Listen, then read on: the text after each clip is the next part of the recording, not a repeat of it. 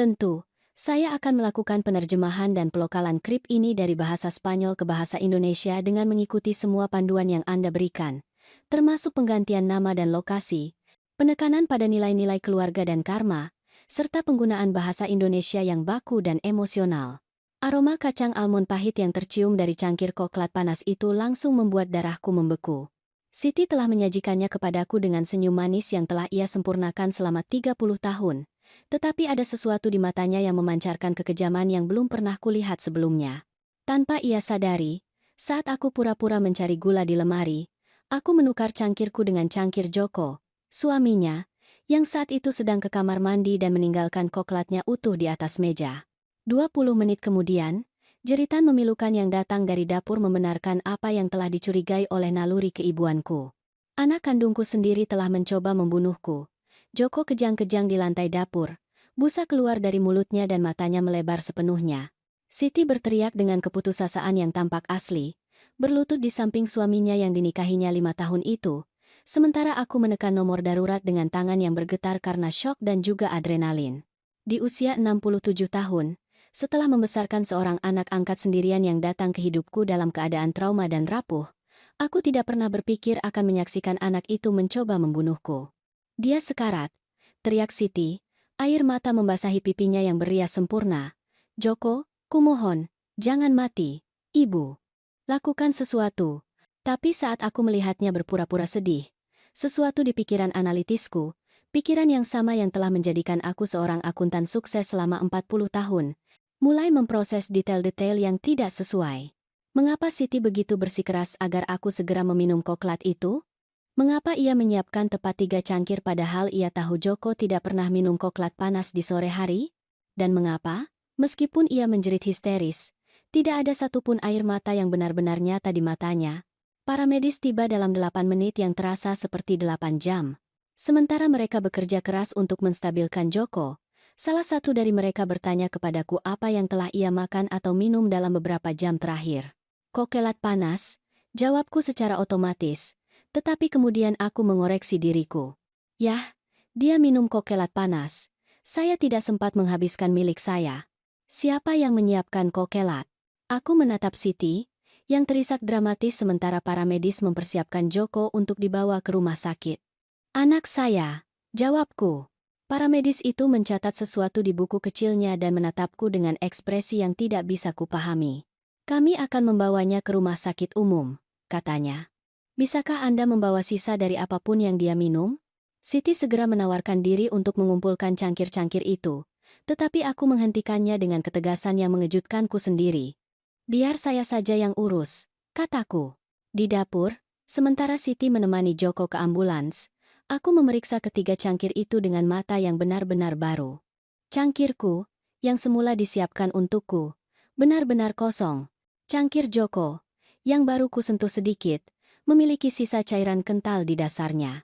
Dan cangkir ketiga, yang seharusnya awalnya untuk Joko, masih utuh, dengan lapisan berminyak aneh mengambang di permukaan. Aku menuang sisa dari ketiga cangkir itu ke dalam wadah terpisah dan menyimpannya di tas sebelum menyusul Siti ke rumah sakit. Saat mengemudi di belakang ambulans, pikiranku melayang melalui 30 tahun kenangan yang sekarang tampak diwarnai oleh perspektif baru yang mengerikan. Siti datang ke hidupku ketika aku berusia 37 tahun dan telah kehilangan semua harapan untuk menjadi seorang ibu. Aku telah menghabiskan 1 dekade mencoba hamil dengan mendiang suamiku, Arman, dan setelah kematiannya dalam kecelakaan mobil, aku memutuskan untuk mengadopsi. Pekerja sosial telah memperkenalkan Siti kepadaku sebagai seorang anak berusia 5 tahun yang telah menderita trauma parah. Ia telah menyaksikan kematian orang tuanya dalam kebakaran dan membutuhkan seorang ibu yang sabar dan penuh kasih yang bisa membantunya pulih. Aku telah menjadi ibu itu. Aku telah mendedikasikan 30 tahun hidupku untuk mencintai, melindungi, dan menyembuhkan seorang gadis kecil yang datang dalam keadaan murung, ketakutan, dan tampaknya hancur. Aku telah membayar bertahun-tahun terapi psikologis. Aku telah mengubah karierku agar memiliki jam kerja yang lebih fleksibel. Aku telah menolak hubungan romantis karena Siti membutuhkan semua perhatianku. Dan sekarang, saat aku mengikuti ambulans yang membawa suami anakku yang diracuni, aku menyadari bahwa mungkin aku telah melindungi seorang predator selama 3 dekade. Di rumah sakit, Saat para dokter berjuang untuk menyelamatkan nyawa Joko, Siti memeluk lenganku dengan ketergantungan emosional yang telah ia tunjukkan sejak kecil. Ibu, apa yang akan kita lakukan jika Joko meninggal? Aku tidak bisa hidup tanpanya, rengeknya. Tetapi untuk pertama kalinya dalam 30 tahun, aku tidak merasakan dorongan otomatis untuk menghibur anakku. Sebaliknya, aku mengamatinya dengan mata klinis, mencari tanda-tanda kebenaran di balik aktingnya. Siti, kataku dengan tenang, aku perlu menanyakan sesuatu yang sangat penting. Apa, Bu? Apa yang kamu masukkan ke dalam koklat? Ekspresinya berubah begitu cepat sehingga jika aku berkedip, aku akan melewatkannya. Untuk sepersekian detik, aku melihat sesuatu yang dingin dan penuh perhitungan melintas di wajahnya sebelum topeng kesedihan itu kembali. Apa maksud ibu? Aku hanya memasukkan koklat, susu, dan gula, jawabnya. Siti, koklat itu berbau kacang almond pahit. Ibu sedang syok. Terkadang, trauma membuat kita membayangkan hal-hal, jawabnya, menyangkal. Tetapi aku bukan lagi ibu yang naif yang telah kubanggakan selama 30 tahun. Aku adalah seorang wanita berusia 67 tahun yang baru saja menyadari bahwa aku telah membesarkan seorang monster. Sambil menunggu kabar tentang Joko di ruang gawat darurat, pikiranku secara otomatis kembali ke malam pertama bulan Agustus 1993 itu, ketika Siti datang ke rumahku. Pekerja sosial, Rina, telah mempersiapkan aku untuk menerima seorang anak yang sangat trauma. Harapan, Siti adalah anak istimewa yang membutuhkan banyak kesabaran, kata Rina kepadaku saat kami meninjau dokumen adopsi. Dia menyaksikan kematian orang tuanya dalam kebakaran dan sejak saat itu dia tidak mengucapkan sepatah kata pun. Gadis yang masuk ke ruang tamuku malam itu kecil untuk usianya yang 5 tahun, dengan rambut pirang hampir putih dan mata biru besar yang tampak telah melihat terlalu banyak untuk usianya. Dia mengenakan gaun merah muda yang terlalu besar untuknya dan memeluk kelinci mainan yang kusam dan kotor. Halo, Siti, kataku sambil berlutut agar sejajar dengannya. Aku harapan, mulai sekarang, ini akan menjadi rumahmu. Siti menatapku dalam diam selama beberapa menit. Kemudian dia berjalan perlahan ke arahku dan meletakkan tangan kecilnya di pipiku. Itu adalah momen yang begitu lembut, begitu mengharukan, sehingga aku langsung mulai menangis. Ibu, bisiknya dengan suara kecil dan pecah. Apakah ibu adalah ibu baruku? Selama beberapa minggu pertama, Siti adalah anak yang sempurna, sopan, penyayang, berterima kasih atas setiap kebaikan kecil. Dia mulai lebih banyak bicara, mulai tersenyum, mulai memanggilku ibu dengan kealamian yang memenuhi hatiku. Tetapi dia juga mulai menunjukkan perilaku yang membuatku khawatir, meskipun pada saat itu aku menafsirkannya sebagai gejala normal dari trauma.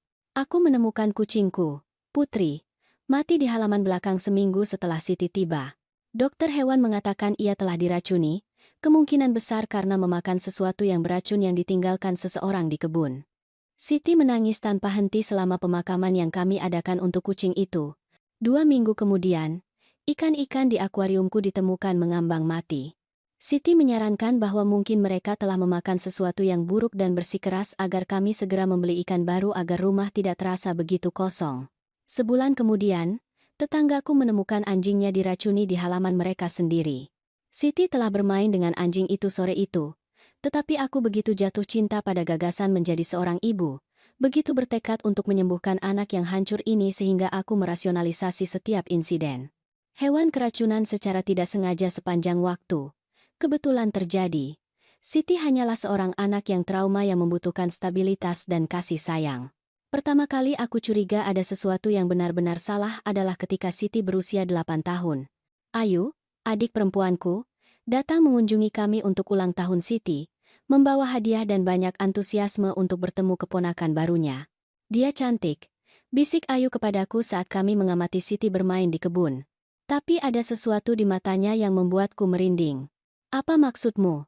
Tanyaku. Seperti dia sedang menilaiku. Seperti dia sedang memutuskan apakah dia menyukaiku atau tidak. Itu sangat penuh perhitungan untuk anak 8 tahun, katanya. Malam itu, Ayu sakit parah setelah makan malam. Muntah, diare, demam tinggi.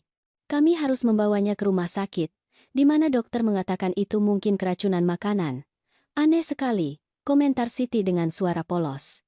Kita semua makan yang sama, tapi hanya Tante Ayu yang sakit. Ayu tidak pernah kembali mengunjungiku. Ketika aku bertanya mengapa, ia mengatakan bahwa ia sangat sibuk dengan pekerjaan. Tetapi aku tahu ada hal lain. Pada usia 10 tahun, Siti secara tidak sengaja mendorong teman sekelasnya menuruni tangga sekolah. Gadis itu patah kaki dan harus memakai gips selama berbulan-bulan. Itu kecelakaan, Bu. Siti bersikeras dengan air mata di matanya. Aku hanya berjalan dan dia tersandung. Tetapi kepala sekolah telah memberitahuku secara pribadi bahwa siswa lain melihat Siti dengan sengaja mendorong gadis itu. Pada usia 12 tahun, dia mulai mencuri uang dari tasku. Jumlah kecil pada awalnya, kemudian jumlah yang lebih besar. Ketika aku menghadapinya, ia menyangkal segalanya dengan keyakinan mutlak sehingga aku mulai meragukan kewarasanku sendiri. Pada usia 15 tahun, ia mulai memanipulasi gurunya agar meneleponku mengeluh tentang perilakunya. Kemudian ia meyakinkanku bahwa mereka tidak adil padanya karena mereka tidak memahami trauma masa kecilnya. Pada usia 18 tahun, dia menikah dengan seorang pria berusia 40 tahun yang meninggal dalam kecelakaan mobil 6 bulan kemudian. Siti mewarisi semua uangnya. Pada usia 23 tahun, dia menikah dengan pria tua lain yang meninggal karena serangan jantung 2 tahun kemudian, warisan besar lainnya. Dan sekarang, pada usia 35 tahun, Joko berjuang untuk hidupnya setelah minum koklat yang berbau kacang almond pahit. Seorang dokter mendekati kami di ruang tunggu. Keluarga Joko? Saya istrinya, kata Siti segera. Bagaimana keadaannya? Dia stabil, tetapi kritis, jawab dokter. Kami telah mendeteksi kadar sianida yang berbahaya di sistemnya. Sianida? Siti berpura-pura syok. Bagaimana mungkin? Dokter menatapku langsung. Nyonya, Anda yang menyiapkan makanan atau minuman yang dikonsumsi pasien hari ini? Tidak, jawabku dengan jelas. Anak saya yang menyiapkan semuanya. Untuk pertama kalinya dalam 30 tahun, aku tidak melindungi Siti dari konsekuensi tindakannya. Dokter Dimas, seorang pria tua dengan ekspresi serius, membawa kami ke ruang pribadi untuk berbicara tentang kondisi Joko. Siti memeluk lenganku seperti yang telah ia lakukan sepanjang hidupnya ketika menghadapi situasi sulit, tetapi kali ini sentuhannya membuatku mual alih-alih kelembutan keibuan. Nyonya Siti, kata dokter itu kepada Siti, suami Anda telah diracuni dengan sianida. Ini adalah zat yang sangat spesifik yang tidak ditemukan secara tidak sengaja dalam makanan atau minuman biasa. Sianida? Siti terisak dengan akting sempurna. Tapi bagaimana? Di mana ia bisa mendapatkan sianida? Itulah tepatnya pertanyaan yang perlu kita jawab. Apakah suami Anda memiliki akses ke bahan kimia industri? Tanya dokter. Apakah ia bekerja di bidang fotografi, pembersihan logam, laboratorium tertentu? Tidak sama sekali, jawab Siti. Joko seorang akuntan. Ia bekerja di kantor biasa. Saya tidak mengerti bagaimana ia bisa keracunan. Dokter menatapku. Nyonya, Anda ada di sana ketika ini terjadi. Apakah Anda melihat sesuatu yang tidak biasa dalam perilaku Joko? Sesuatu yang ia makan atau minum yang bisa menjelaskan ini? Aku menatap Siti, yang mengawasiku dengan mata biru yang telah ia pelajari untuk digunakan sebagai senjata manipulasi. Untuk pertama kalinya dalam 30 tahun, aku memutuskan untuk tidak melindunginya. Dokter, Joko minum koklat panas yang disiapkan anak saya, kataku. Koklat itu memiliki bau aneh, seperti kacang almond pahit. Kacang almond pahit? Dokter dengan cepat mencatat sesuatu. Itu adalah indikator klasik keracunan sianida. Siti menatapku dengan ekspresi pengkhianatan mutlak. Ibu, bagaimana ibu bisa menyarankan bahwa aku tidak menyarankan apa-apa. Siti, aku hanya menjawab pertanyaan dokter dengan jujur, balasku. Tapi Bu, ibu juga akan minum koklat itu. Mengapa aku melakukan sesuatu yang juga akan melukai diriku? Itu adalah pertanyaan yang cerdas, dan sejenak aku meragukan kecurigaanku sendiri, tetapi kemudian aku ingat bagaimana ia bersikeras agar aku segera meminum milikku, sementara ia meninggalkan miliknya agar dingin tanpa mencicipinya. Para nyonya, sela dokter, saya harus melaporkan kasus ini kepada pihak berwenang. Keracunan sianida selalu membutuhkan penyelidikan polisi. Penyelidikan polisi? Siti terlihat pucat. Mengapa? Itu pasti kecelakaan yang mengerikan. Nyonya Siti, sianida tidak muncul secara tidak sengaja dalam koklat panas buatan sendiri, kata dokter dengan tegas. Seseorang menaruhnya di sana dengan sengaja. Setelah dokter pergi, Siti dan aku ditinggalkan sendirian di ruang tunggu.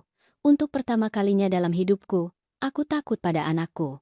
Ibu, katanya dengan suara lembut tetapi mata dingin. Aku harap ibu tidak berpikir untuk memberitahu polisi bahwa aku mencoba meracuni Joko. Siti, apakah kamu meracuni Joko? Tentu saja tidak, jawabnya. Bagaimana ibu bisa menanyakan hal itu padaku? Karena coklat itu berbau sianida, dan kamu yang menyiapkannya, jelasku. Ibu, mungkin sianida itu ada di dalam bahan-bahannya. Mungkin orang lain menaruh sesuatu di dapur kita. Ada banyak penjelasan. Ia mencoba membela diri. Seperti apa? Tanyaku. Seperti seseorang ingin menyakiti keluarga kita. Seperti seseorang masuk ke rumah dan mencemari makanan kita. Seperti Joko punya musuh yang tidak kita ketahui. Itu adalah teknik yang sama yang telah ia gunakan selama 30 tahun. Ketika dihadapkan pada bukti kesalahan, ia menciptakan teori-teori alternatif yang begitu rumit sehingga membuatku meragukan apa yang telah kulihat dengan mataku sendiri. Siti, mengapa kamu begitu bersikeras agar aku segera meminum koklatku? Karena itu panas dan rasanya lebih enak seperti itu, jawabnya. Dan mengapa kamu tidak meminum milikmu? Karena terlalu panas untukku. Aku selalu membiarkannya dingin sebelum meminumnya, ia menjelaskan. Dan mengapa kamu menyiapkan 3 cangkir padahal Joko tidak pernah minum koklat panas di sore hari? Tanyaku. Untuk pertama kalinya, Siti tidak memiliki jawaban segera. Ia terdiam selama beberapa detik, dan aku bisa melihat pikirannya bekerja keras untuk menciptakan penjelasan. Aku pikir mungkin kali ini dia ingin mencobanya. Aku hanya mencoba bersikap ramah. Saat itu, polisi tiba. 2 detektif. Seorang wanita yang lebih tua bernama Detektif Dewi dan seorang pria muda bernama Detektif Budi. Nyonya Siti? Tanya Detektif Dewi. Ya, saya. Jawab Siti segera. Kami perlu mengajukan beberapa pertanyaan tentang apa yang terjadi sore ini. Tentu saja, saya akan melakukan semua yang saya bisa untuk membantu, jawab Siti. Anda yang menyiapkan minuman yang dikonsumsi suami Anda sebelum pingsan? Tanya Detektif Dewi. Ya. Saya menyiapkan coklat panas untuk ibu saya, untuk Joko, dan untuk saya sendiri. Di mana Anda mendapatkan bahan-bahannya? Dari supermarket lokal. Koklat bubuk biasa, susu, gula. Kapan Anda membeli bahan-bahan itu?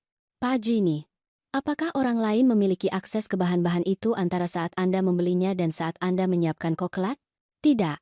Mereka ada di dapur saya sepanjang waktu, jawab Siti. Apakah ada orang lain yang masuk ke rumah Anda hari ini? Tidak. Hanya saya, Ibu, dan Joko. Detektif Budi menoleh kepadaku. Nyonya, apakah Anda juga minum koklat itu? Tidak. Saya mencium bau aneh dan memutuskan untuk tidak meminumnya. Jawabku. Bisakah Anda menjelaskan baunya? Berbau kacang almond pahit. Para detektif saling berpandangan dengan ekspresi penuh arti. Dan apa yang terjadi dengan koklat Anda setelah Anda memutuskan untuk tidak meminumnya? Aku menatap Siti, yang mengawasiku dengan intensitas yang membuatku takut. Saya secara tidak sengaja menukarnya dengan milik Joko, kataku. Secara tidak sengaja? Ya, aku berbohong. Secara naluriah melindungi anakku meskipun aku curiga. Kedua cangkir itu ada di atas meja dan saya bingung. Aku beralasan. Siti tersenyum padaku dengan rasa terima kasih. Tetapi matanya tetap dingin seperti es. Malam itu, setelah para detektif menyelesaikan pertanyaan awal mereka dan Joko dipindahkan ke ruang perawatan intensif, Siti bersikeras agar aku tinggal di rumahnya.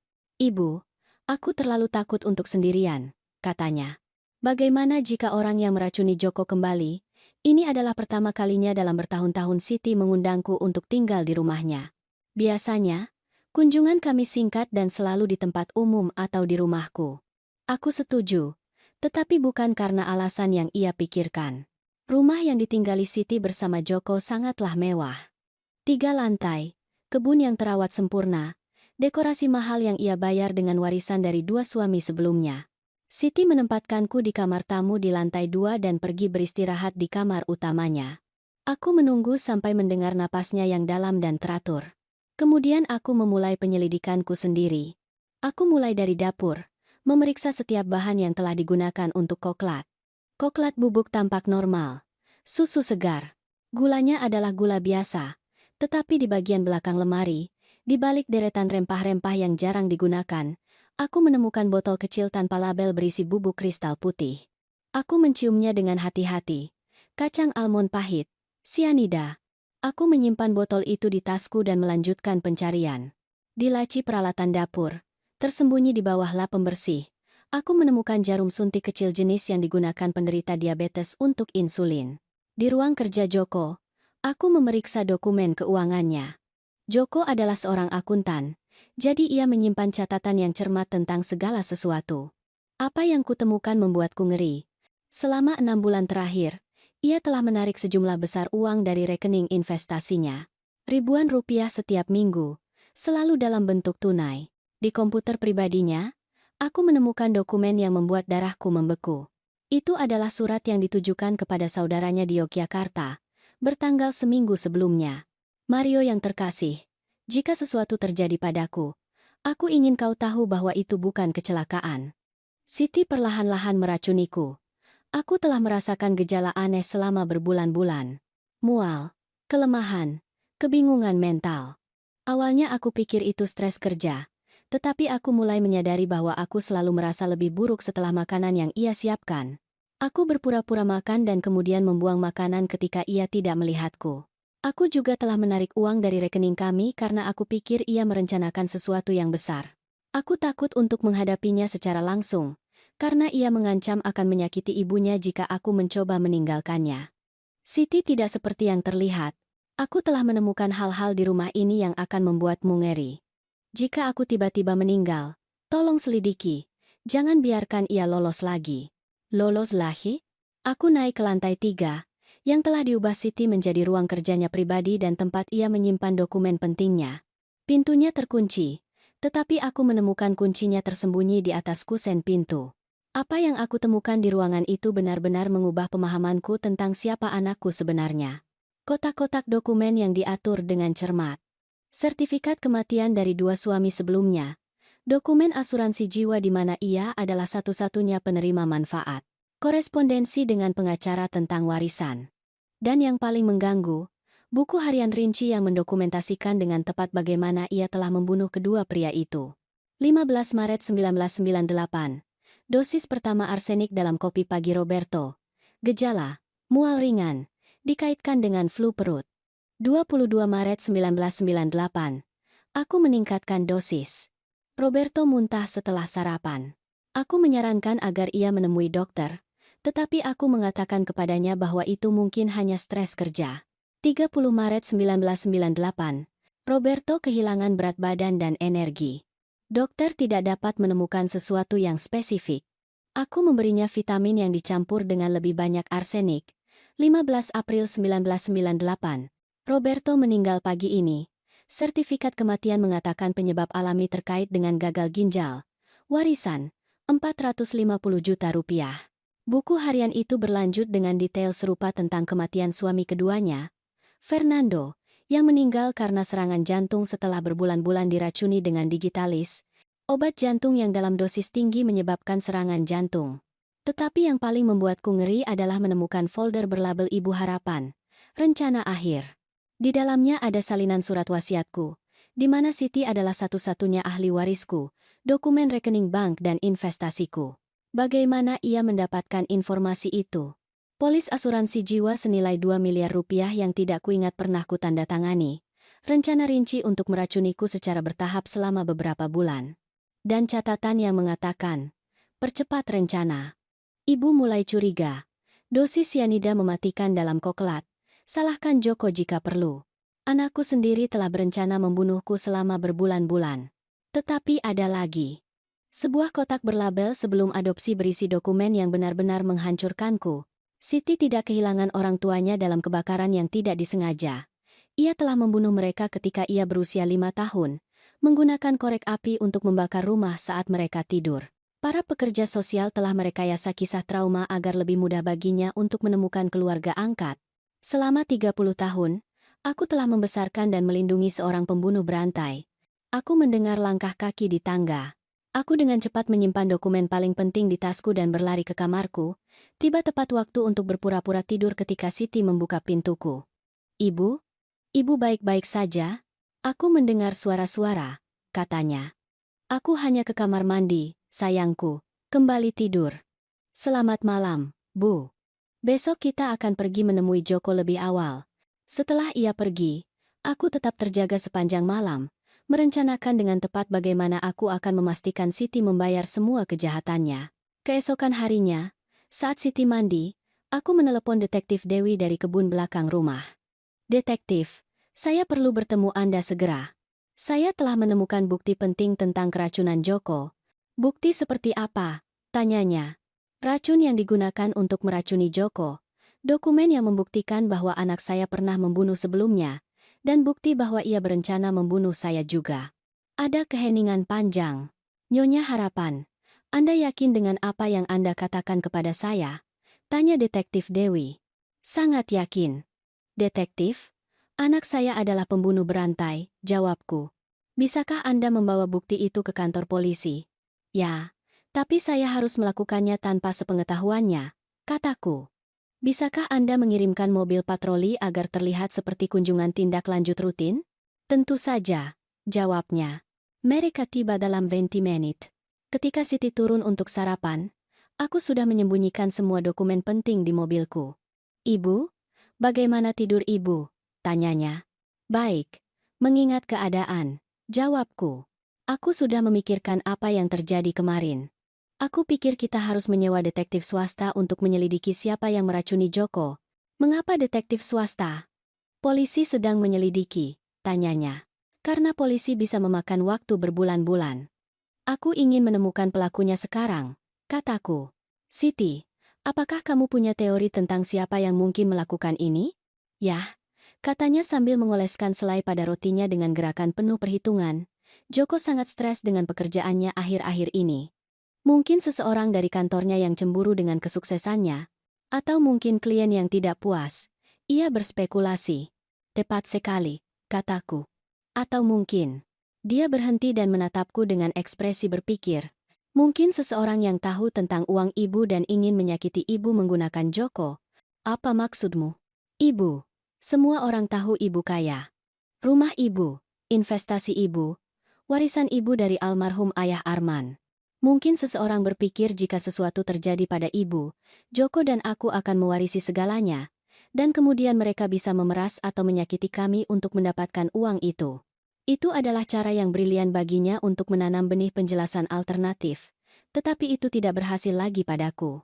Siti, apakah kamu tahu berapa banyak uang yang aku miliki? Tanyaku. Tidak persis. Tapi aku tahu itu cukup besar, jawabnya. Bagaimana kamu tahu? Karena ibu telah bekerja sebagai akuntan selama 40 tahun, karena ayah Arman meninggalkan warisan yang cukup besar, dan karena ibu selalu sangat berhati-hati dengan uang. Pernahkah kamu melihat laporan rekeningku? Tentu saja tidak, jawabnya, berpura-pura tersinggung. Aku bukan tipe orang yang memata-matai keuangan ibunya. Tetapi aku telah menemukan salinan semua dokumen keuanganku di ruang kerjanya malam sebelumnya. Bel pintu berbunyi. Itu adalah Detektif Dewi dengan dua petugas berseragam. Selamat pagi, Nyonya-Nyonya. Kami hanya datang untuk mengajukan beberapa pertanyaan tindak lanjut, kata Detektif Dewi. Tentu saja, kata Siti segera. Apakah ada kabar baru tentang Joko? Suami Anda stabil, tetapi masih kritis. Kami telah mengonfirmasi bahwa ia diracuni dengan sianida. Apakah Anda punya ide bagaimana itu bisa terjadi? Tanya Detektif Dewi. Kami sedang menyelidiki beberapa kemungkinan. Nyonya Siti, kata Detektif Dewi kepadaku. Bisakah kami berbicara dengan Anda secara pribadi sebentar? Tentu saja, jawabku. Kami keluar ke kebun, di mana aku diam-diam menyerahkan tas berisi bukti. Detektif, semuanya ada di sana.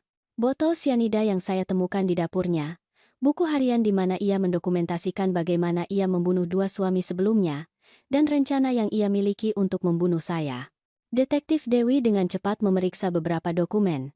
Ekspresinya semakin mengeras. Nyonya Harapan, ini adalah bukti beberapa pembunuhan, katanya. Mengapa Anda tidak melaporkan kematian-kematian sebelumnya ini?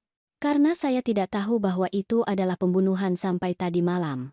Selama 30 tahun, saya pikir itu adalah kematian alami. Dan Anda yakin bahwa dokumen-dokumen ini asli? Detektif, saya mengenali tulisan tangan anak saya. Buku harian ini ditulis dengan tangan olehnya. Kami perlu Anda datang bersama kami untuk memberikan pernyataan formal. Dan kami akan menangkap anak Anda segera, kata Detektif Dewi. Bisakah saya meminta bantuan? Tanyaku. Apa?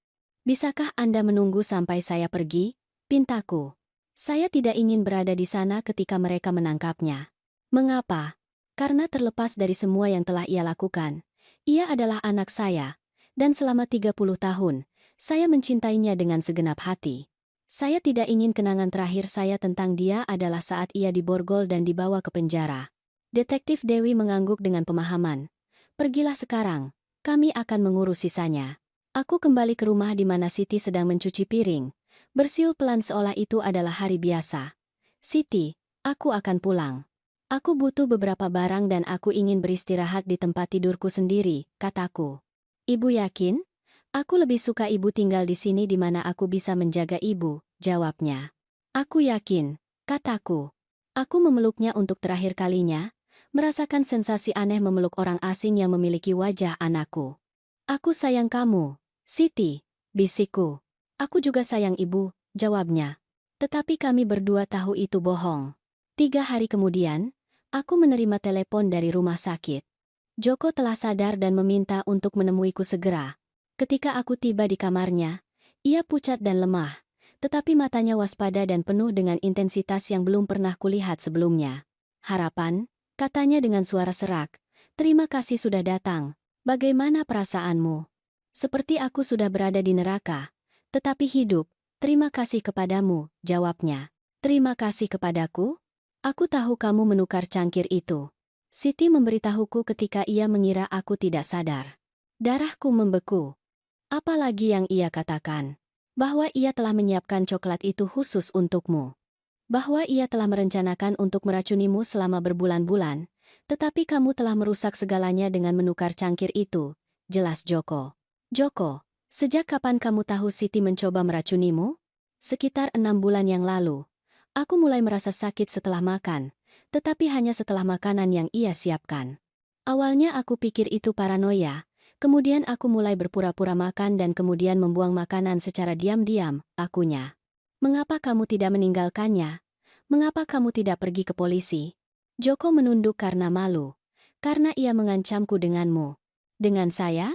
Jika aku mencoba meninggalkannya, atau jika aku melaporkan sesuatu kepada pihak berwenang, ia akan membunuhmu, kata Joko. Dia bilang ia punya cara untuk meracunimu yang akan terlihat seperti kematian alami, dan tidak ada yang akan curiga karena kamu adalah wanita tua. Dan kamu mempercayainya? Harapan. Aku menemukan buku harian Siti sekitar setahun yang lalu. Aku tahu apa yang ia lakukan pada suami-suaminya yang lain. Aku tahu ia adalah seorang pembunuh. Mengapa kamu tidak memberitahuku? Bagaimana kamu memberitahu seorang ibu bahwa anaknya adalah monster? Kamu sangat mencintainya. Kamu telah berkorban begitu banyak untuknya, kata Joko. Aku pikir jika aku bisa menahan keracunan bertahap, mungkin pada akhirnya kita akan menemukan cara untuk melarikan diri bersama. Joko, apakah kamu tahu ia berencana membunuhku? Aku curiga. Akhir-akhir ini ia sering bertanya tentang surat wasiatmu, tentang keuanganmu, tentang apakah kamu punya asuransi jiwa, jawabnya. Apakah ia memberitahumu mengapa ia ingin membunuhku? Uang. Siti percaya kamu seorang jutawan. Dan apakah saya? Aku bertanya. Joko menatapku dengan terkejut. Aku tahu aku punya beberapa tabungan dan investasi, tetapi aku tidak pernah menghitung total pastinya, kataku. Harapan, kamu memiliki lebih dari 10 miliar rupiah di berbagai rekening dan investasi, kata Joko. Angka itu membuatku terdiam. Bagaimana kamu tahu itu? Karena Siti memintaku untuk meninjau keuanganmu sebagai bantuan keluarga. Aku pikir itu untuk membantumu dengan perencanaan keuangan, tetapi sekarang aku menyadari ia sedang menghitung berapa banyak uang yang akan ia warisi ketika kamu meninggal. Joko, ada sesuatu yang harus kamu tahu. Siti sudah ditangkap, kataku. Ekspresinya berubah menjadi kelegaan murni. Benarkah? Polisi menemukan bukti bahwa ia membunuh 2 suami sebelumnya dan bukti bahwa ia berencana membunuhku. Ia ada di penjara tanpa jaminan. Joko mulai menangis. Harapan. Aku telah hidup dalam ketakutan selama berbulan-bulan. Setiap makan bisa menjadi yang terakhir. Setiap malam aku terjaga bertanya-tanya apakah aku akan bangun di pagi hari. Mengapa kamu tidak melarikan diri? Mengapa kamu tinggal di rumah itu bersamanya? Tanyaku. Karena aku mencintaimu seperti ibu yang tidak pernah kumiliki. Aku tidak bisa membiarkannya bebas untuk menyakitimu, jawabnya. Kata-katanya sangat menyentuhku. Pria ini telah mempertaruhkan nyawanya untuk melindungiku dari anakku sendiri. Joko, apa yang kamu ketahui tentang suami-suami Siti yang lain? Tanyaku. Aku tahu keduanya meninggal muda, dan ia mewarisi semua uang mereka. Tetapi baru setelah aku menemukan buku hariannya, aku menyadari bahwa ia telah membunuh mereka, jawab Joko. Apakah kamu membaca buku harian itu secara keseluruhan? Ya, itu mengerikan. Harapan. Ia menulis tentang setiap dosis racun seolah-olah ia sedang menulis resep masakan. Benar-benar tanpa emosi. Sepenuhnya diperhitungkan, kata Joko. Apakah ada sesuatu di buku harian itu tentang saya? Joko mengangguk sedih. Halaman demi halaman rencana untuk membunuhmu. Ia telah mempelajari rutinitasmu selama berbulan-bulan, menemukan cara terbaik untuk meracunimu tanpa terlihat mencurigakan. Kapan ia akan melakukannya? Awalnya ia berencana melakukannya secara bertahap selama beberapa bulan agar terlihat seperti kematian alami, tetapi akhir-akhir ini ia memutuskan untuk mempercepat rencana itu, jelas Joko. Mengapa? Karena ia pikir kamu mulai mencurigainya. Ia menulis bahwa kamu telah mengajukan pertanyaan tentang keuangannya dan bahwa kamu telah menyebutkan ingin mengenal suami-suaminya yang lain lebih baik, kata Joko. Aku tidak pernah mengajukan pertanyaan-pertanyaan itu. Aku tahu. Aku pikir Siti menjadi paranoid. Ketika pembunuh berantai telah aktif untuk waktu yang lama, mereka sering mulai melihat ancaman di tempat yang tidak ada, kata Joko. Joko, ada hal lain yang perlu kutanyakan padamu. Apa? Apakah kamu pikir Siti benar-benar mencintaiku? Meskipun hanya sedikit, Joko menatapku dengan belas kasih yang mendalam. Harapan, berdasarkan apa yang aku baca di buku hariannya, aku tidak berpikir Siti mampu mencintai siapapun. Ia melihatmu sebagai sumber uang dan perlindungan, tetapi bukan sebagai seorang ibu, jelasnya. Apa yang ia tulis tentang saya secara khusus? Ia menulis tentangmu seolah-olah kamu adalah proyek investasi jangka panjang. Ia menghitung berapa banyak uang yang telah kamu habiskan untuknya selama bertahun-tahun. Berapa nilai warisanmu? Berapa lama ia harus menunggu untuk mewarisi segalanya? Jawab Joko. Apakah ia pernah menulis sesuatu yang penuh kasih tentangku? Joko menunduk. Tidak, harapan. Maafkan aku. Untuk pertama kalinya sejak mimpi buruk ini dimulai, aku benar-benar mulai menangis. Bukan air mata syok atau ketakutan, tetapi air mata kesedihan yang tulus untuk anak yang kupikir kumiliki, tetapi yang tidak pernah benar-benar ada. Seminggu setelah penangkapan Siti, Detektif Dewi memanggilku ke kantor polisi untuk pertemuan yang akan sepenuhnya mengubah pemahamanku tentang situasi. Nyonya Harapan, katanya saat aku duduk di kantornya, kami telah menyelidiki masa lalu anak Anda berdasarkan bukti yang Anda berikan kepada kami. Apa yang kami temukan lebih buruk dari yang kami bayangkan? Apa yang telah Anda temukan? Siti tidak hanya membunuh dua suaminya.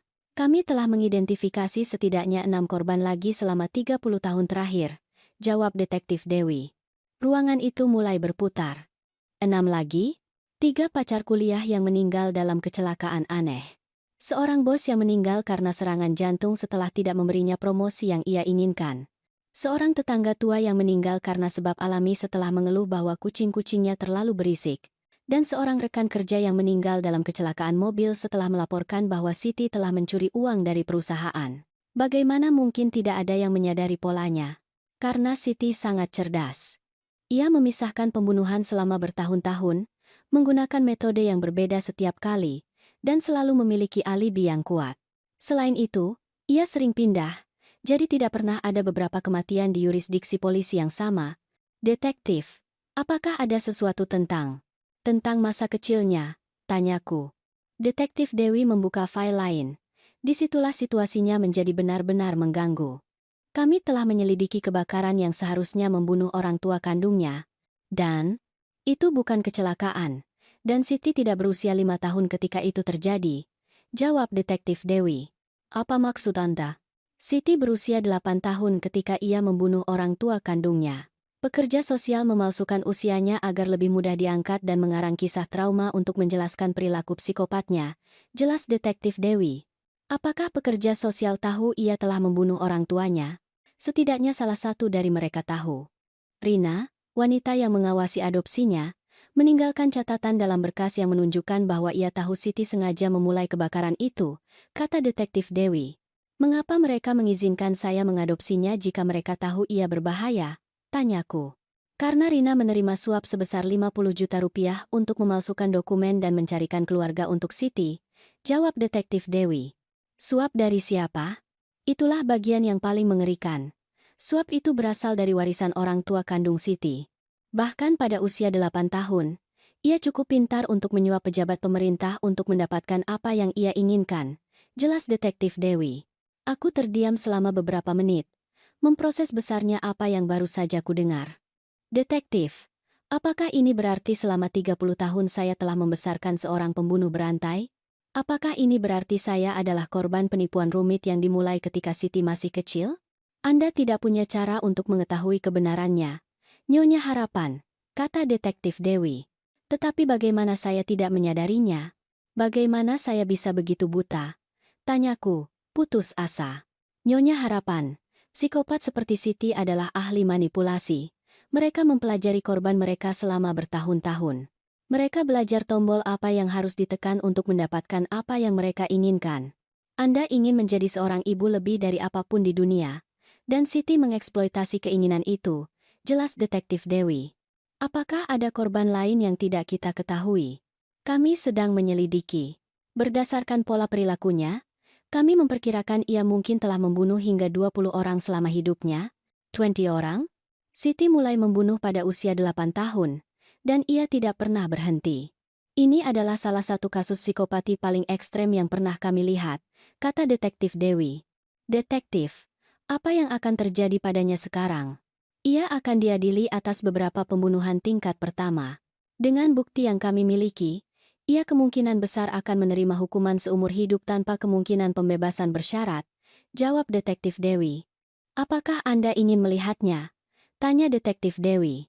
Pertanyaan itu mengejutkanku. Bolehkah saya? Ya, tapi saya harus memperingatkan Anda bahwa Siti terus meminta untuk bertemu dengan Anda. Ia mengatakan ia perlu menjelaskan sesuatu yang penting, kata Detektif Dewi. Sesuatu yang penting? Kami tidak tahu apa. Tetapi, Nyonya Harapan, jika Anda memutuskan untuk mengunjunginya, berhati-hatilah. Bahkan di penjara, Siti masih sangat manipulatif.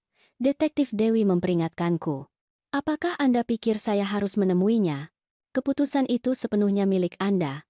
Tetapi jika Anda memutuskan untuk melakukannya, saya sarankan Anda bersiap secara mental untuk mendengar hal-hal yang mungkin sangat mengganggu, kata Detektif Dewi. Hal-hal seperti apa?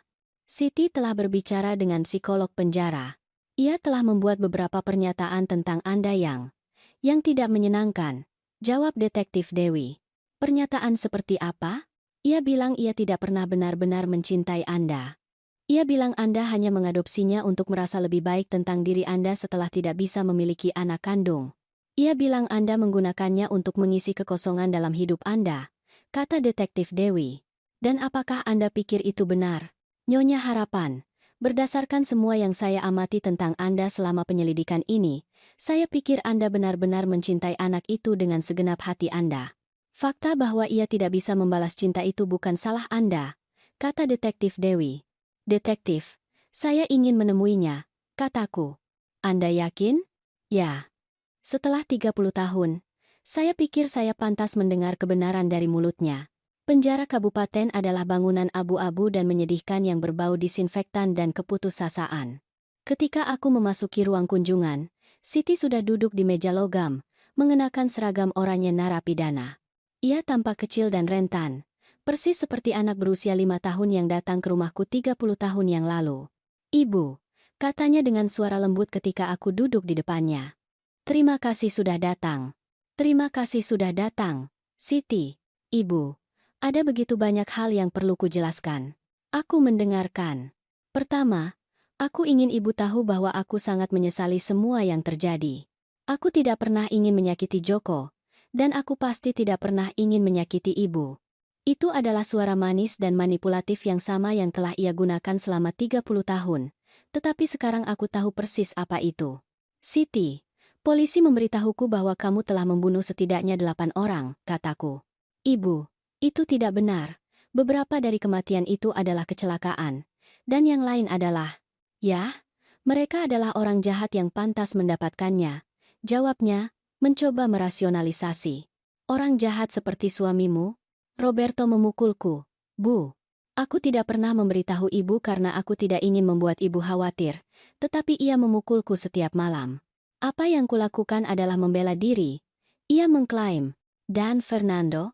Fernando mencuri uang dari klien tua di tempat kerjanya. Ia adalah pencuri yang merusak kehidupan orang-orang yang tidak bersalah, jawabnya. Dan tetangga yang mengeluh tentang kucing-kucingmu. Bagaimana kamu tahu tentang itu? Tanyaku. Polisi memberitahuku, jawabnya. Mengapa kamu membunuhnya? Ibu, ia mengancam akan meracuni kucing-kucingku. Aku tidak bisa membiarkan itu, katanya. Siti, apakah kamu membunuh orang tua kandungmu ketika kamu berusia 8 tahun? Ekspresinya langsung berubah. Topeng kerentanan itu terlepas sejenak, menampakkan sesuatu yang dingin dan penuh perhitungan di baliknya. Siapa yang memberitahu ibu itu? Tanyanya. Polisi menyelidiki kebakaran itu. Mereka tahu itu bukan kecelakaan, kataku. Ibu, mereka tidak mengerti apa yang sebenarnya terjadi. Ia mencoba berdalih. Kalau begitu jelaskan kepadaku, pintaku. Orang tua kandungku adalah monster. Mereka melakukan hal-hal padaku. Hal-hal mengerikan yang seharusnya tidak pernah dialami seorang anak. Hal-hal yang tidak bisa kuulang, katanya. Hal-hal yang sangat menyakitiku sehingga aku harus membela diri. Dengan membunuh mereka? Itu adalah satu-satunya cara untuk melarikan diri, jawabnya. Siti, mengapa kamu berbohong tentang usiamu? Aku tidak berbohong. Pekerja sosial bingung dengan dokumen-dokumen itu. Ia menyangkal. Siti, aku tahu kamu menyuap Rina untuk memalsukan berkasmu, kataku. Menyuap? Ia tertawa. Ibu, aku berusia 8 tahun. Bagaimana aku bisa menyuap seseorang? Dengan uang warisan orang tuamu, kataku. Ibu, aku pikir polisi berbohong kepada ibu untuk membuat ibu menentangku. Ia mencoba membalikkan keadaan. Siti, apakah kamu pernah benar-benar mencintaiku? Pertanyaan itu keluar dari mulutku sebelum aku bisa menghentikannya. Itu adalah pertanyaan yang selama ini kuhindari karena aku takut akan jawabannya. Siti menatapku dalam diam selama beberapa detik. Aku bisa melihat pikirannya bekerja. Menghitung jawaban apa yang akan ia berikan kepadaku. Tentu saja aku mencintaimu, Bu. Ibu adalah satu-satunya ibu yang pernah kukenal, jawabnya. Itu bukan jawaban yang sebenarnya.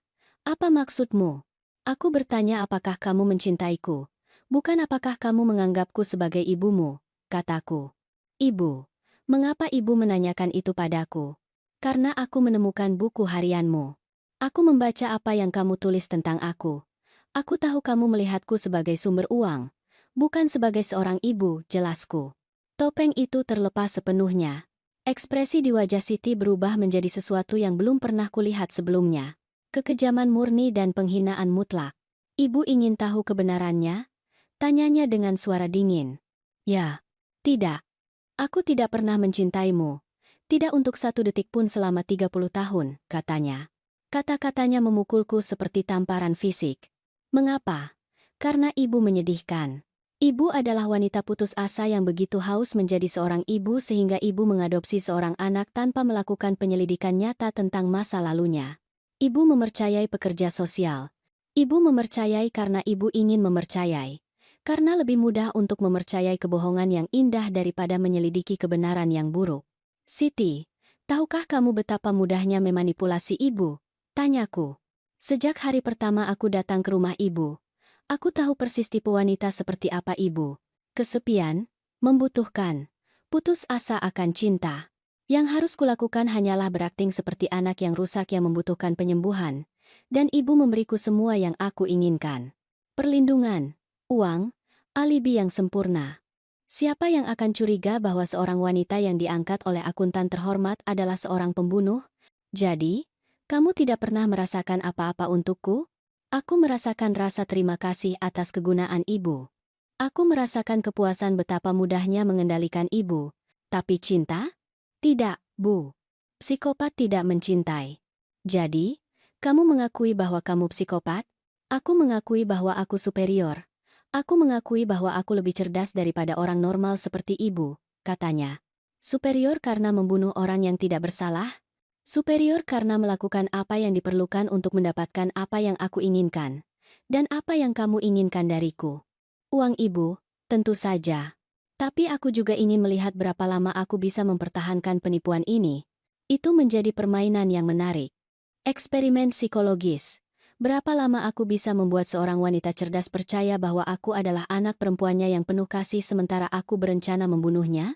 Dan jawabannya? 30 tahun. Ibu lebih bodoh dari yang kukira, jawabnya. Pada saat itu, aku akhirnya sepenuhnya mengerti siapa Siti sebenarnya. Dia bukan anakku. Dia tidak pernah menjadi anakku. Dia adalah seorang predator yang telah menggunakan cinta keibuanku sebagai senjata melawanku selama 3 dekade. Tahukah kamu, Siti, kataku. Apa? Terima kasih. Terima kasih sudah menunjukkan wajahmu yang sebenarnya.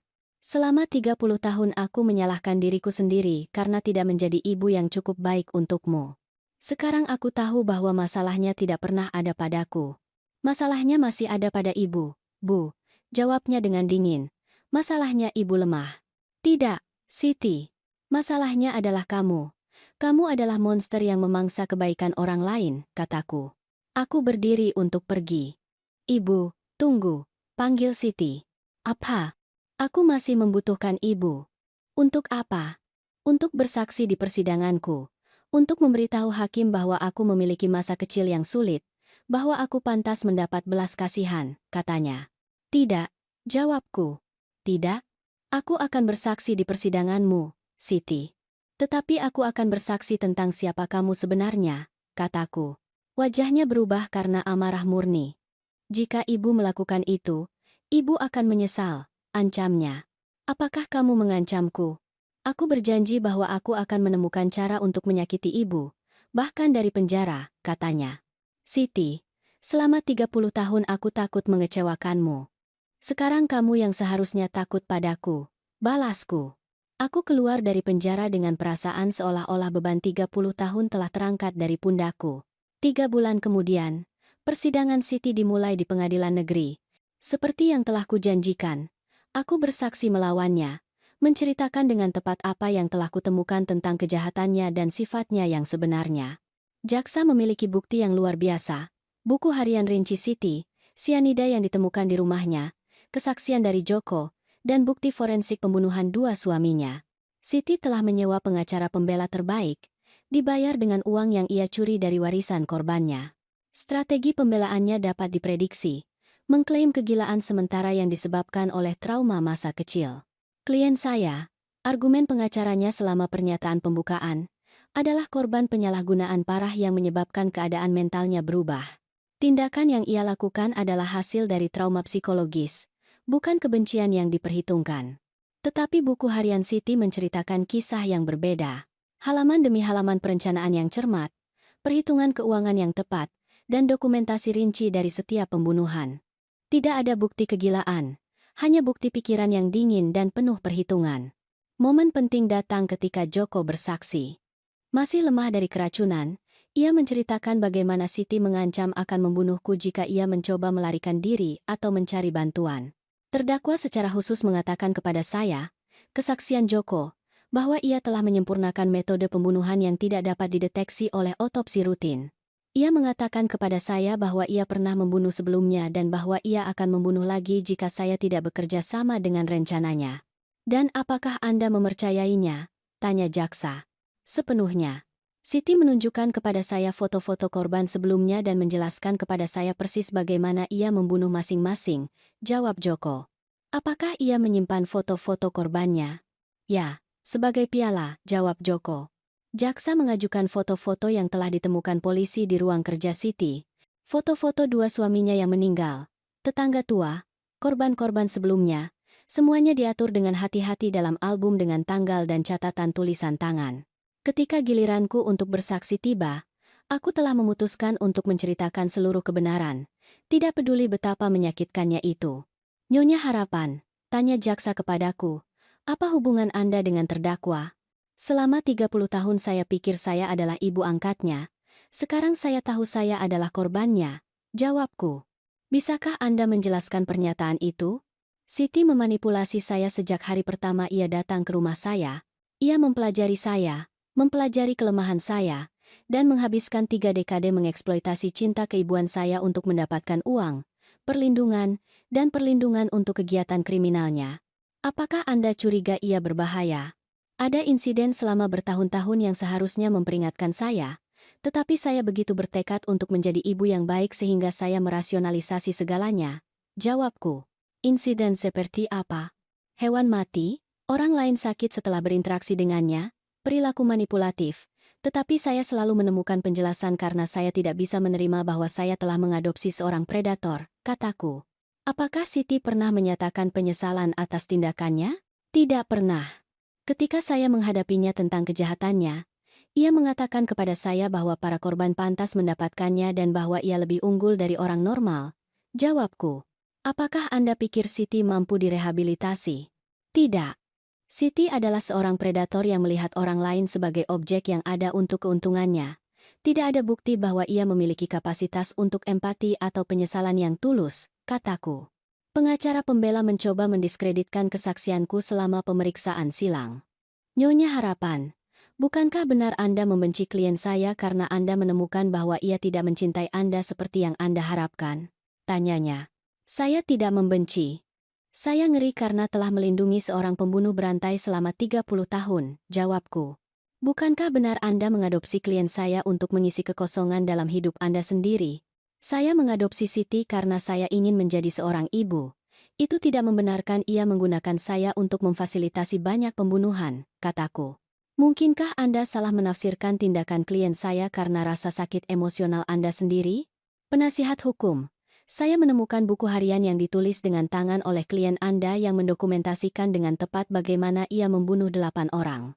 Tidak ada salah tafsir yang mungkin, kataku. Persidangan berlangsung selama 3 minggu. Juri berunding selama kurang dari 4 jam. Bersalah atas pembunuhan tingkat pertama pada semua dakwaan. Siti tidak menunjukkan emosi apapun ketika vonis dibacakan. Ia menatapku langsung saat hakim menjatuhkan hukuman penjara seumur hidup tanpa kemungkinan pembebasan bersyarat. Dan aku bisa melihat di matanya kekejaman yang sama yang telah kulihat selama percakapan terakhir kami di penjara. Setelah persidangan, Joko dan aku duduk di tangga pengadilan memproses akhir dari mimpi buruk ini. Bagaimana perasaanmu? Tanyanya. Bebas. Jawabku jujur. Untuk pertama kalinya dalam 30 tahun aku merasa benar-benar bebas. Apakah kamu menyesal telah mengadopsinya? Aku menyesal tidak melihat tanda-tanda bahaya sebelumnya. Tetapi aku tidak menyesal telah mencoba menyelamatkan seorang anak yang kupikir membutuhkan cinta. Jawabku. Apa yang akan kamu lakukan sekarang? Aku akan menjalani hidupku untuk pertama kalinya dalam 30 tahun. Aku akan melakukan hal-hal yang ingin kulakukan. Bukan hal-hal yang kulakukan untuk menyenangkan atau melindungi seorang predator, kataku. Dan kita? Apakah kita masih keluarga? Tanya Joko. Joko adalah satu-satunya korban sejati dalam seluruh situasi ini. Selain aku, ia telah mempertaruhkan nyawanya untuk melindungiku dari Siti. Kita adalah satu-satunya keluarga nyata yang kita miliki selama bertahun-tahun. Jawabku. Malam itu aku kembali ke rumahku dan membakar semua foto, hadiah, dan kenang-kenangan Siti. Bukan karena amarah, tetapi karena pembebasan. Sudah waktunya untuk menutup bab paling menyakitkan dalam hidupku dan memulai yang baru. 5 tahun setelah persidangan, aku duduk di kebun rumah baruku di pinggiran Jakarta Selatan, mengamati Joko bermain dengan 2 anak angkatnya. Aku telah membuat keputusan untuk pindah dari kota di mana aku telah menghabiskan 30 tahun menjalani kebohongan. Dan Joko telah memutuskan untuk pindah denganku setelah kami menjadi lebih dari sekadar penyintas. Kami menjadi keluarga yang kami pilih.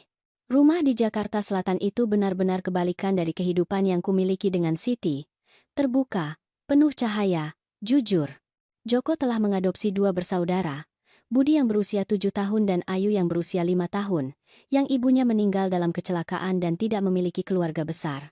Setelah semua yang telah kami lalui, Kami berdua memahami nilai menciptakan keluarga yang didasarkan pada cinta sejati alih-alih kewajiban atau manipulasi.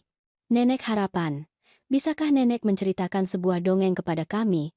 Tanya Ayu sore itu, meringkuk di pangkuanku setelah makan malam. Tentu saja, sayangku. Dongeng seperti apa yang kamu inginkan? Dongeng tentang penyihir jahat yang menjadi baik, jawabnya. Budi, yang lebih serius daripada adik perempuannya, menyela.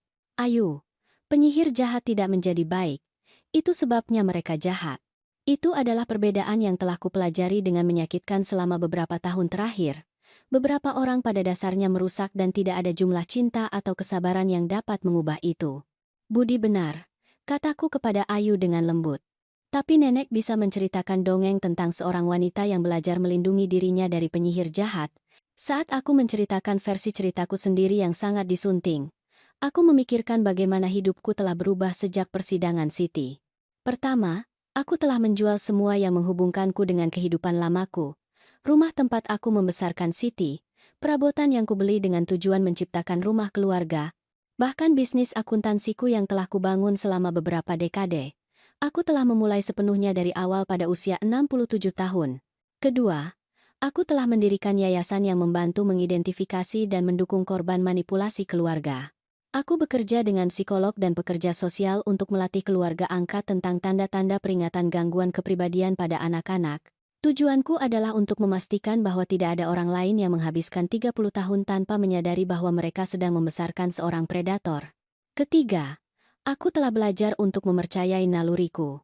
Selama bertahun-tahun dengan Siti, aku telah mengabaikan tanda-tanda bahaya karena aku ingin percaya pada versi idealisasi keibuan yang telah kubuat di pikiranku. Sekarang, ketika sesuatu terasa salah, aku menyelidiki alih-alih merasionalisasi. Nenek, apakah penyihir jahat dalam dongeng nenek di penjara selamanya? Tanya Budi. Ya, sayangku. Selamanya, jawabku. Dan dia tidak akan pernah bisa keluar? Tidak pernah, kataku. Tapi bagaimana jika dia bilang dia menyesal? Tanya Budi. Itu adalah pertanyaan yang cerdas dari seorang anak berusia 7 tahun. Budi, beberapa orang bilang mereka menyesal, tetapi mereka tidak benar-benar merasakannya. Mereka hanya mengatakannya untuk mendapatkan apa yang mereka inginkan, jelasku. Bagaimana nenek bisa tahu bedanya? Lihat tindakannya. Jangan hanya dengarkan kata-katanya. Jika seseorang benar-benar menyesal, mereka mengubah perilakunya. Jika mereka hanya berpura-pura, mereka terus melakukan hal-hal buruk yang sama, kataku. Joko mendekati kami setelah selesai mencuci piring, menceritakan dongeng penyihir lagi, tanyanya. Anak-anak ingin mengerti mengapa beberapa orang jahat. Jawabku. Itu pertanyaan penting, kata Joko, duduk di samping kami di kebun. Tahukah kalian? Aku pikir bagian terpenting dari setiap dongeng tentang penyihir jahat adalah mengingat bahwa orang baik selalu dapat menemukan cara untuk melindungi diri mereka sendiri. Seperti kalian melindungi diri dari penyihir jahat itu? Tanya Ayu. Persis seperti kami, aku mengonfirmasi. Dengan berani, mengatakan kebenaran kepada diri sendiri, dan saling menjaga. Malam itu, setelah menidurkan anak-anak, Joko dan aku duduk di teras mengamati bintang-bintang. Apakah kamu pernah memikirkannya? Tanyanya. Siti? Terkadang. Tapi tidak lagi dengan rasa sakit, jawabku. Dengan apa? Dengan kelegaan bahwa ia berada di tempat di mana ia tidak bisa menyakiti orang lain lagi, kataku.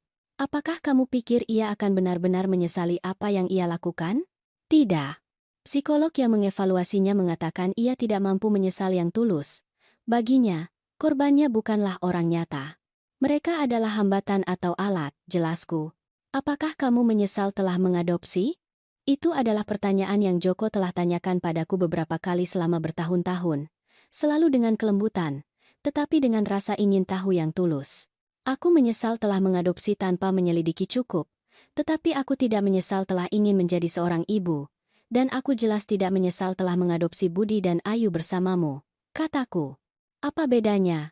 Perbedaannya adalah Budi dan Ayu adalah anak-anak yang membutuhkan cinta dan keamanan. Siti adalah seorang predator yang membutuhkan korban, jawabku. Bagaimana kita tahu Budi dan Ayu tidak seperti Siti? Karena kita telah mengamati dengan cermat selama 2 tahun. Kita melihat empati yang tulus. Kita melihat penyesalan yang nyata ketika mereka membuat kesalahan. Kita melihat kapasitas untuk membentuk ikatan emosional yang otentik. Dan yang lebih penting, jika kita melihat tanda-tanda peringatan, kita akan menghadapinya segera alih-alih merasionalisasikannya. Jelasku. Tapi apakah kamu tidak takut salah lagi? Aku takut, tapi tidak cukup takut untuk tidak mencoba. Joko, selama 30 tahun aku mencampur-adukan cinta dengan penyangkalan. Sekarang aku tahu bahwa cinta sejati membutuhkan melihat orang dengan jelas. Bahkan ketika apa yang kita lihat bukanlah apa yang kita harapkan, kataku. Dan bagaimana jika Siti mencoba menghubungi kita ketika anak-anak sudah besar? Anak-anak akan tahu kebenaran tentang Siti sejak mereka cukup besar untuk memahaminya. Mereka akan tahu mengapa ia ada di penjara, mereka akan tahu bahwa ia berbahaya, dan mereka akan tahu bahwa mereka tidak memiliki kewajiban untuk berhubungan dengannya, kataku. Apakah kamu pikir itu akan membuat mereka trauma? Aku pikir itu akan kurang traumatis daripada alternatif untuk menemukan kebenaran dengan cara yang lebih menyakitkan ketika mereka dewasa. Jawabku. Aku menerima surat dari Siti minggu lalu. Itu adalah komunikasi pertama yang ia miliki denganku dalam 5 tahun. Surat itu biasanya manipulatif. Ia meminta maaf atas kesalahpahaman masa lalu dan mengatakan ia telah menemukan agama di penjara. Ia ingin aku mengunjunginya agar kami bisa menyembuhkan hubungan kami. Aku membuang surat itu tanpa selesai membacanya. Aku telah belajar bahwa beberapa hubungan tidak membutuhkan penyembuhan. Mereka membutuhkan pengakhiran total. Sebaliknya, aku menggunakan energiku untuk membangun hubungan nyata dengan orang-orang yang mampu mencintai dengan tulus. Joko, Budi, Ayu, teman-temanku di Jakarta Selatan, keluarga yang bekerja denganku melalui yayasanku. Pada usia 72 tahun, aku akhirnya mengerti apa artinya memiliki keluarga yang nyata. Itu tidak sempurna, itu tidak tanpa konflik, tetapi itu jujur. Ketika Budi mengamuk, aku tidak perlu bertanya-tanya apakah ia memanipulasiku. Ia adalah anak normal yang mengekspresikan emosi normal. Ketika Ayu mengatakan kepadaku bahwa ia mencintaiku, aku tidak perlu bertanya-tanya apa yang ia inginkan sebagai imbalan. Ia adalah seorang anak yang benar-benar merasakan kasih sayang. Untuk pertama kalinya dalam kehidupan dewasaku, aku hidup tanpa ketakutan terus-menerus akan ditipu. Malam itu, saat aku bersiap untuk tidur, aku memikirkan surat Siti dan perbedaan antara pengampunan dan pembebasan. Aku tidak memaafkan Siti karena pengampunan menyeratkan hubungan, dan kami tidak lagi memiliki hubungan. Sebaliknya, aku membebaskan diriku darinya. Aku membebaskan diriku dari rasa bersalah, dari harapan ia akan berubah, dari kebutuhan untuk memahami mengapa ia seperti itu. Siti adalah seorang predator yang telah menggunakan cintaku sebagai senjata melawanku selama 30 tahun. Sekarang ia adalah predator di dalam kandang, di mana ia tidak bisa menyakiti orang lain lagi. Dan aku akhirnya bebas untuk menjadi ibu, nenek, dan wanita yang selalu kuinginkan, tetapi yang tidak pernah bisa kucapai saat aku melindungi seorang monster.